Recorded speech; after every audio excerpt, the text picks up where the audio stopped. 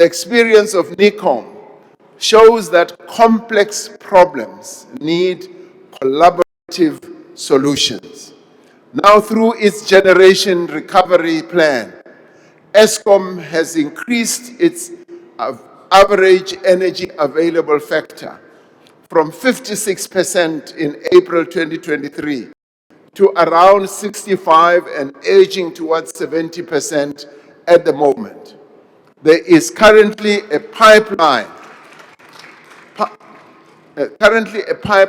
of more than 220 gigawatts of renewable energy projects at various stages of development.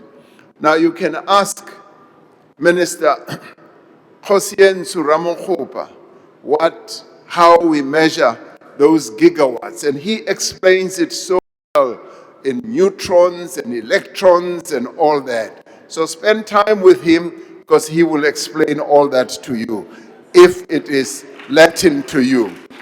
Now, the Minister of Electricity and Energy is leading the process of building more than 14,000 kilometers of new transmission lines and an innovative new model, of funding the costs that is inherent in this, and also ensuring that we have a transmission line that is going to sustain all these neutrons that are going to be uplifted onto our grid.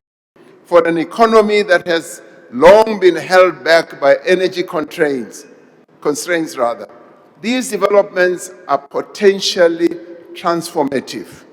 For homes that have suffered years of electricity supply interruptions, the end of load shedding is a relief.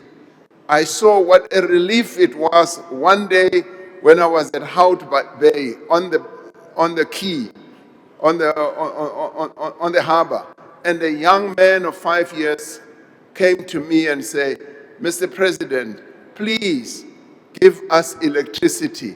I want to play on my PlayStation." And then I knew what all this meant, because that is what we needed to do. Now, this is good for business. It is good for the removal of obstacle to growth. Now, the next phase of our energy transformation is the establishment, and the restructuring of the state-owned enterprise, which is Eskom. The establishment of Eskom to generate electricity with others, for the transmission entity, and for distribution. Now, this is a complex process, and one of the most important reforms our country will ever face. It requires detailed technical work and a strong coordination across different entities.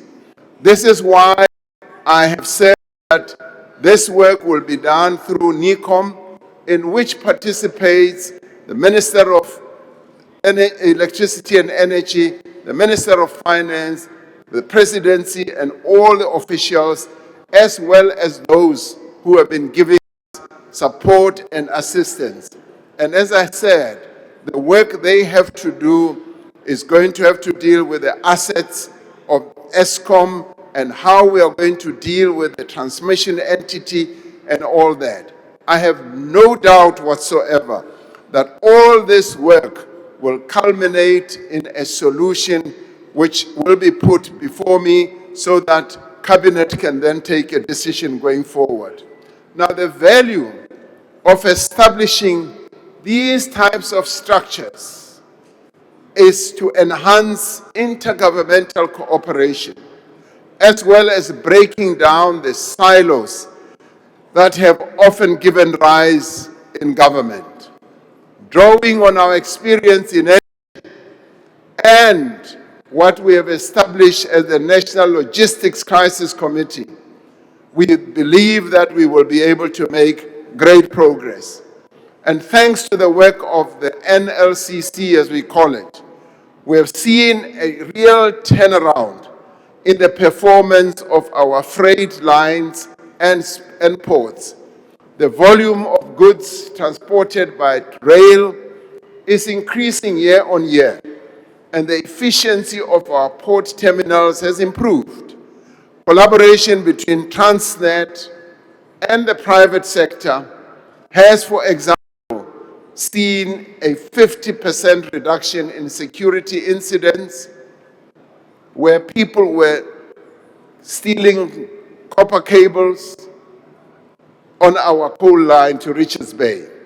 The total length of cable stolen has been reduced from 180 kilometers of stolen cable in 2024 to just 58, 59 kilometers.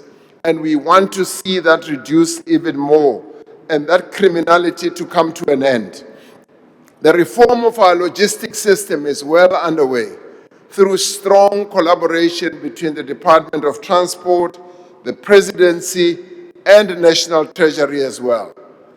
This year will be a watershed moment for our logistics reform as private rail companies begin to operate our freight rail network on a concessionary basis, and for private sector participation to initiate port and rail infrastructure. In undertaking these far-reaching changes, we are essentially strengthening the state and we are rebuilding our state-owned enterprises. We are mobilizing investment on a massive scale from a range of public and private sources into electricity generation and transmission, into our ports and rail, and into our water infrastructure. We are mobilizing new skills, new capabilities, and new technologies. But let me be clear, we are retaining the public ownership. Those who believe that we are privatizing, all we are doing is to bring in strategic partners, which we have done in the past. Private train operators will carry freight on rail lines that are owned by the state. Private electricity producer will provide electricity to consumers across a transmission grid that is owned by the state. Through these changes, we are strengthening the financial position and the operational performance of entities like Eskom, Transnet, and PRASA. We are making them more competitive and more efficient.